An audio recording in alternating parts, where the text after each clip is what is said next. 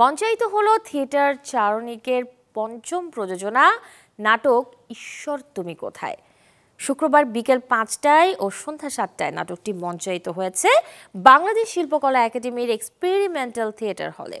জুয়েল কবিরের রচনা ও নির্দেশনায় নাটকটিতে একক অভিনয় করেছেন সাফিয়া খন্দকার রেখা এবং পলি পারভিন। জীবনের দ্বিধাদ্বন্দ্ব, সংশয়, ষড়যন্ত্র, জটিলতাকে অতিক্রম করে সত্য হয়ে ওঠে স্নিগ্ধ এক আশ্রয়ের আশ্বাস।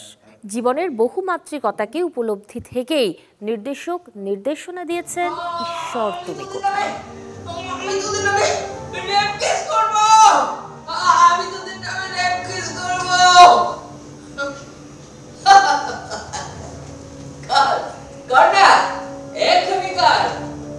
কিন্তু তার আগে দেখ, এই যে এখানে ছবি আছে কয়েকশো, আর তোর সাথে যখন আমরা ওই যে এক একজন